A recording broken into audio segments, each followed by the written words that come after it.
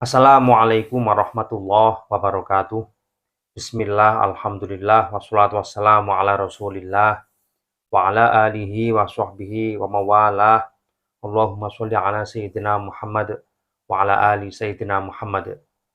Saudaraku sekalian, kesuksesan bisnis yang dicapai oleh Rasulullah Muhammad Shallallahu Alaihi Wasallam mungkin masih banyak yang memperdebatkannya, baik oleh sejarawan Muslim sendiri maupun di luar Islam, yaitu sejarawan Barat. Namun, ternyata kesuksesan bisnis Rasulullah Shallallahu Alaihi Wasallam benar-benar terbukti, khususnya sebelum beliau diangkat menjadi Nabi dan Rasul. Banyak ulama yang menceritakan reputasi Rasulullah di bidang bisnis. Di antaranya adalah ulama ahli hadis atau ulama muhaddisin, yaitu Asy-Syaikh Abdul Razak. Ternyata sejak di usia muda, Rasulullah Shallallahu Alaihi Wasallam dikenal sebagai pebisnis yang jujur dan amanah. Dan ini diabadikan di dalam sejarah, teman-teman. Di situ, Rasulullah mengajarkan kepada kita bahwa sejak di usia muda, kita harus belajar mandiri dan harus bisa menghidupi diri sendiri tanpa merepotkan orang lain, apalagi orang tua sendiri. Sebelum menjadi suami dari Sayyidah Khadijah Al-Kubra, Rasulullah memilih untuk menjadi wirausahawan, tepatnya pada saat beliau sudah menganjak dewasa. Sedangkan pada saat beliau masih anak-anak, lebih banyak menghabiskan waktu untuk menggembala kambing. Ini juga sebagai dasar bentuk dari keterampilan berekonomi yang dimiliki oleh Rasulullah SAW. Nah, ketika beliau tidak punya modal, beliau memanfaatkan para investor yang memiliki modal lebih untuk diputar menjadi kegiatan bisnis yang bisa menguntungkan kedua belah pihak, yaitu dari pihak pemilik modal dan pihak pengelola modal. Nah, akad yang digunakan oleh Rasulullah dalam memutar modal bagi investor adalah bagi hasil, atau yang saat ini biasa kita kenal dengan istilah mudharabah. Dulu, Sayyidah Khadijah sering menunjuk Rasulullah untuk menjadi pengelola pusat, yaitu perdagangan Habsyah di Yaman.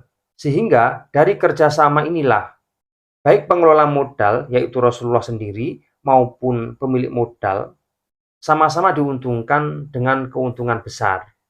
Rasulullah juga dinobatkan sebagai pemimpin 4 ekspedisi besar bagi Khadijah, yaitu ekspedisi ke Suriah, Juras, Bahrain, dan Jazirah Arab Timur.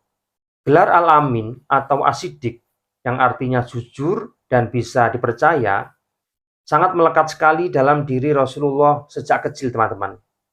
Bahkan sejak usia 12 tahun, Rasulullah sudah aktif berdagang, yaitu mengikuti pamannya Abu Thalib. Perjalanan ini diabadikan oleh para sejarawan dengan bukti perjalanan beliau berdagang ke Syria mengikuti pamannya, yaitu adik dari Sayyid Abdullah yang bernama Abu Thalib. Ternyata Rasulullah aktif di dunia bisnis lebih dari 20 tahun, teman-teman. Bahkan namanya sangat dikenal di daerah Suriah, Basrah, Yaman, Yordania, Irak, dan kota-kota komersial di Pulau Arab.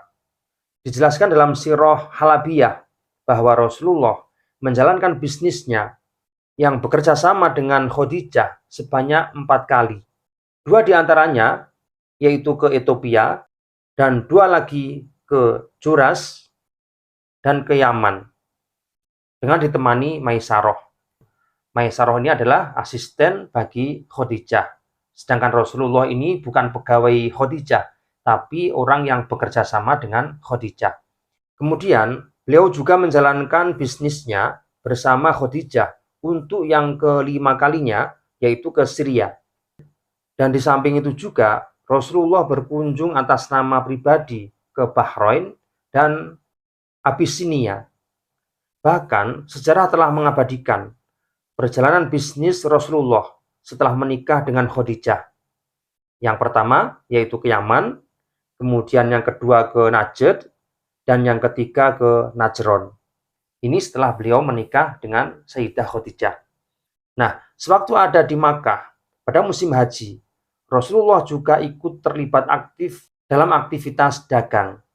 Sedangkan di musim selain haji, Rasulullah disibukkan dengan berdagang di pasar-pasar Makkah, yang mana di sana banyak dikunjungi oleh masyarakat baik dari Makkah sendiri maupun masyarakat dari luar Makkah.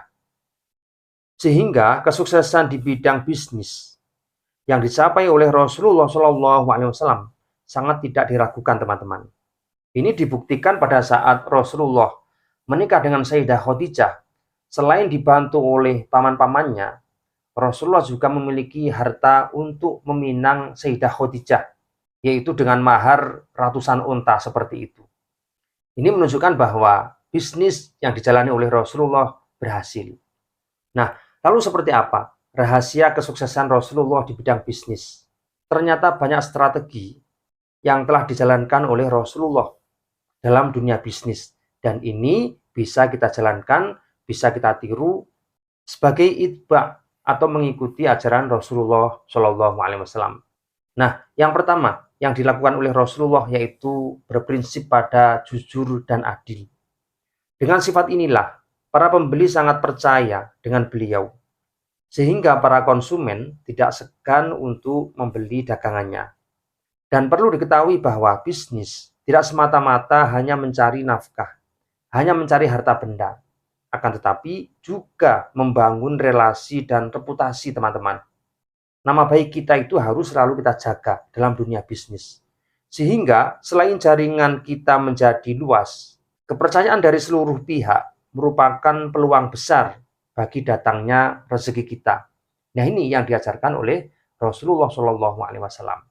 Oleh karena itu, pada saat Rasulullah SAW menjadi pemimpin atau menjadi khalifah bagi negara yang pada saat itu berada di kota Yasrib atau di Madinah Al-Munawwarah, beliau menghapus kecurangan, kemudian menghapus riba, menghapus penipuan, menghapus perjudian, menghapus eksploitasi pasar gelap, dan pencatutan yang berlebihan.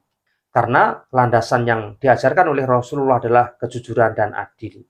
Kemudian langkah yang kedua yang dilakukan oleh Rasulullah dalam meraih kesuksesan dalam dunia bisnis, yaitu menjual produk yang berkualitas. Ini dibuktikan dengan kegiatan bisnis Rasulullah yang selalu menjual produk yang berkualitas tinggi.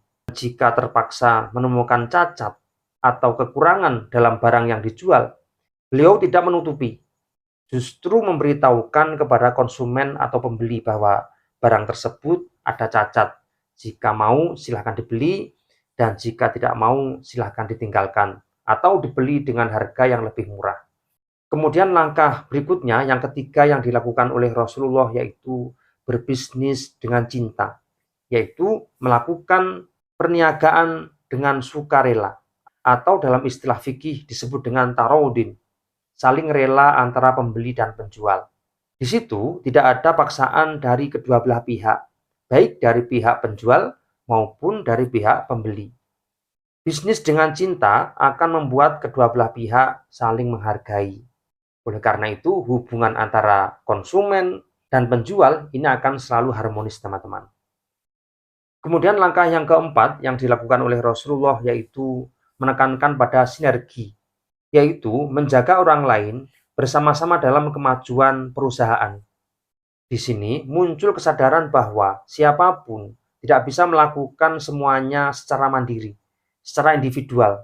Kita selalu membutuhkan orang lain. Sehingga sangat diperlukan kemitraan demi mengisi kekurangan bisnisnya.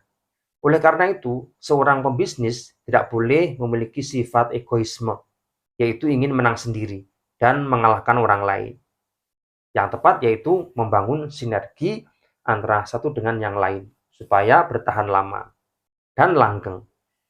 Kemudian langkah yang kelima yang dilakukan oleh Rasulullah yaitu memiliki rencana dan tujuan yang jelas, yaitu memperhitungkan sesuatu secara matang, sehingga pebisnis bekerja sesuai dengan konsep kontrol yang sesuai dengan rancangan yang telah ditetapkan atau yang telah dibuat, tidak keluar dari jalur. Kemudian langkah yang keenam yang dilakukan oleh Rasulullah yaitu pandai berpromosi, yaitu pandai mempromosikan diri maupun mempromosikan barang di setiap kesempatan. Dan kepribadian yang dimiliki oleh Rasulullah merupakan personal branding yang kuat, teman-teman. Dan ini merupakan aset terbesar yang dimiliki oleh Rasulullah, yang bisa membangun relasi sebanyak mungkin untuk memperkuat bisnis. Kemudian langkah yang ketujuh yang dilakukan oleh Rasulullah yaitu menggunakan rumus kerja cerdas. Seperti apa kerja cerdas itu? Yaitu menjalankan tugas dengan menekankan efisiensi, produktivitas, tanpa menghabiskan waktu dan tenaga. Nah, dalam kerja cerdas, seseorang atau tim atau kelompok ketika menjalankan tugasnya selalu memanfaatkan teknologi, kemudian memanfaatkan alat dan proses. Nah, semua itu dilakukan dengan tujuan mempermudah pekerjaan. Nah, ini yang disebut dengan kerja cerdas. Kemudian langkah yang kedelapan yang dilakukan oleh Rasulullah yaitu tidak pernah menjatuhkan pesaing atau pedagang lain. Karena memiliki produk yang sama adalah sesuatu yang wajar. Sehingga pesaing dari bisnis kita selalu ada, teman-teman. Namun walaupun demikian, Rasulullah tidak pernah terbesit sedikit pun untuk menjatuhkan pasangan. Beliau menganggap pesaing adalah mitra kerja, bukan suatu ancaman, justru merupakan sebuah peluang. Rasulullah lebih menitikberatkan pada peningkatan keunggulan produk.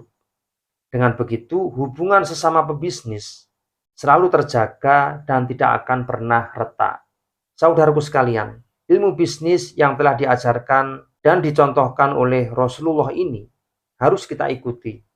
Karena ini merupakan ajaran bagi Rasulullah untuk kita semua. Dengan begitu, seorang pebisnis selain mendapatkan harta melimpah, juga mendapatkan keberkahan dalam segala hal. Karena pada hakikatnya, praktik bisnis selalu melibatkan banyak aspek, mulai menyiapkan produk, menjaga kualitas produk, hingga menjalin hubungan sesama pembisnis maupun bersama konsumen. Semoga kita semua diberikan kelimpahan rezeki, kelimpahan harta, dimudahkan urusan kita, selalu diberikan kesehatan baik jasmani maupun rohani, dan selalu mendapatkan limpahan berkah dalam segala hal dari Allah Subhanahu wa Ta'ala. Dan silakan baca kiat bisnis atau trik bisnis yang telah dilakukan oleh Rasulullah SAW. Ada di bawah ini. Sekian, semoga bermanfaat. Wallahu a'lam bishawab. Assalamualaikum warahmatullahi wabarakatuh.